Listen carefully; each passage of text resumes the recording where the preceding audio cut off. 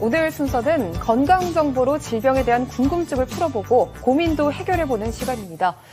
국내에서 가장 많이 발생하는 여성암, 과연 무엇일까요? 바로 여성이라면 자유로울 수 없는 유방암이 압도적으로 발병률 1위를 차지하고 있는데요. 최근에는 20, 30대 젊은 유방암 환자 역시 매년 늘고 있다고 합니다. 그래서 오늘은요, 이 소리 소문 없이 다가와서 우리의 건강을 위협하는 유방암에 대해 자세히 알아보는 시간을 가져볼 텐데요.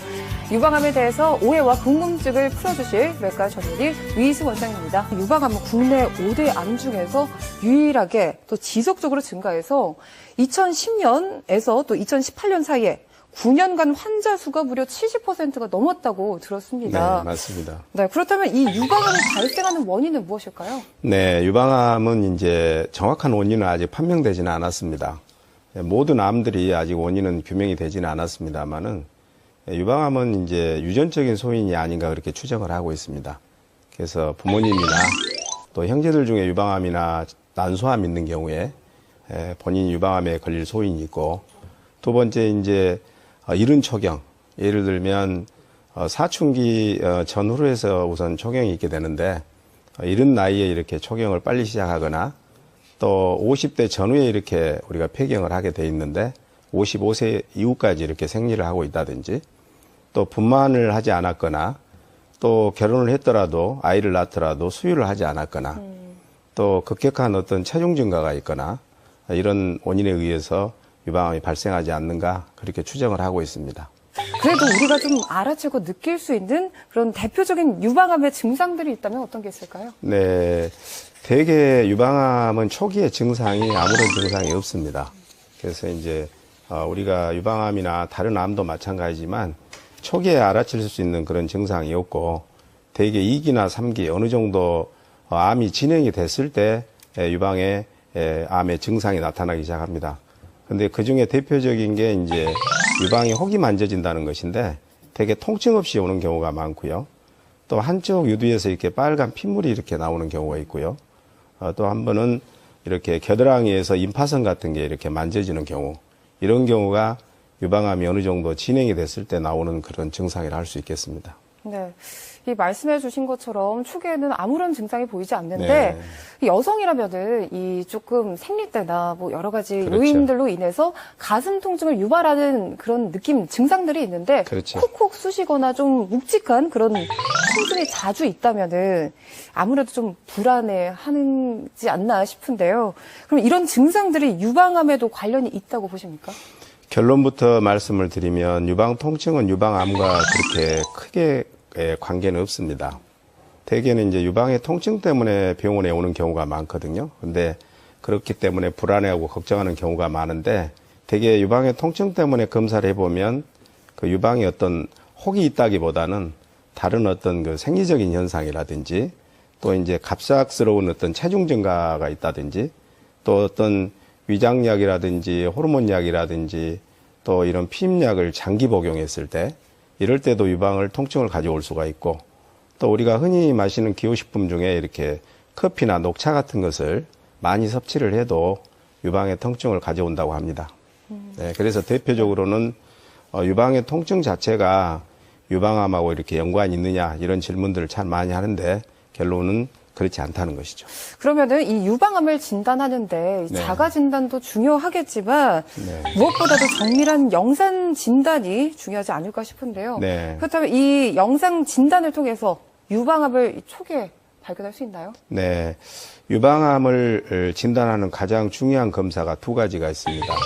유방 촬영술과 유방 초음파인데요. 우리가 기계의 유방을 압축을 해서 압박을 해서 하는 검사를 우리가 흔히 유방 촬영술이다 이렇게 이야기를 해요. 네. 보통은 일반인들이 엑스레이를 찍는다고들 이야기합니다. 이 검사는 우리가 초음파로 조금 진단하기 어려운 유방의 미세 석회화를 진단하는 데 아주 도움이 되고요. 유방 초음파 같은 경우에는 이제 물혹이라든지 또 어느 정도 큰 섬유손종이라든지 어떤 실질적인 큰 종양 같은 그런 덩어리는 유방 초음파로 진단이 잘 됩니다. 그래서 이 두 가지 촬영술과 초음파 두 가지를 병행을 해서 어떤 혹이 나온 경우에는 이제 가는 바늘을 이용해서 하는 침 생검이 있고 굵은 바늘을 이용해서 하는 맘모톰 생검이 있습니다. 그래서 종합해서 말씀을 드리면 유방암의 검진 방법은 유방 촬영술, 그리고 초음파, 문질러서 하는 초음파, 그리고 침생검, 이렇게 조직검사, 이렇게 세 가지가 있다고 보면 되겠습니다. 유방암은 진단을 받으면 바로 수술을 해야 되느냐, 네. 또 수술을 하고 나면 완치율은 좋냐, 또 수술을 하더라도 사망률이 높다는 데 그렇느냐, 이제 이런 질문들을 많이 하거든요. 네.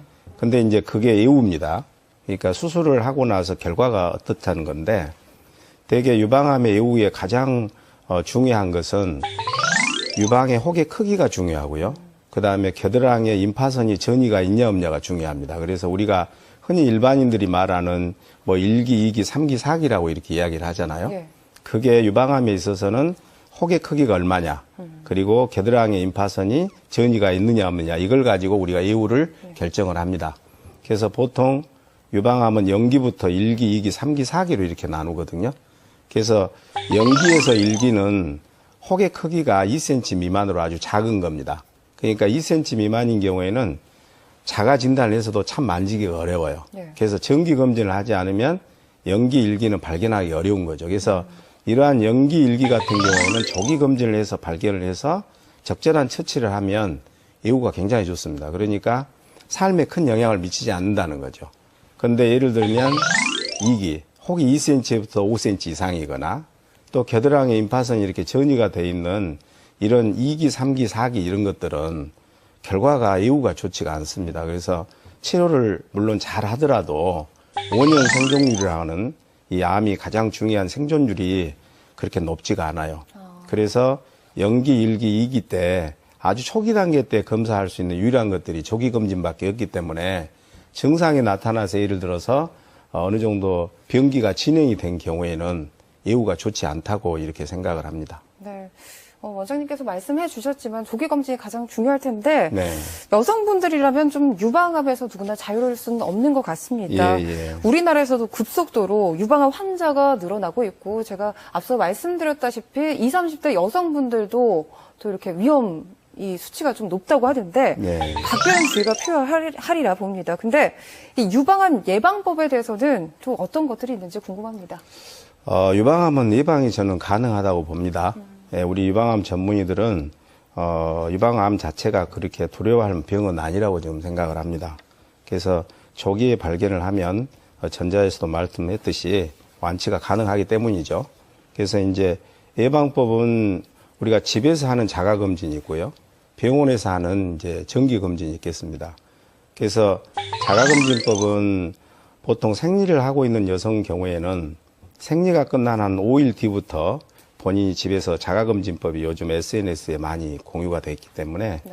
그렇게 검진을 하시면 좋겠고, 특히 폐경이 되신 분들은 생리를 하지 않기 때문에 매월 특정한 날짜를 정해서 자가검진을 이렇게 하면 될 것 같습니다. 그리고 정기검진 경우에는 30세 이상의 여성에서는 2년에 한 번 정도 초음파, 그리고 40세 이후부터는 유방암의 발병률이 높아지는 시기이기 때문에 네. 40세 이후부터는 유방 촬영술과 유방 초음파를 1년에서 2년 간격으로 정기적으로 하는 게 중요합니다.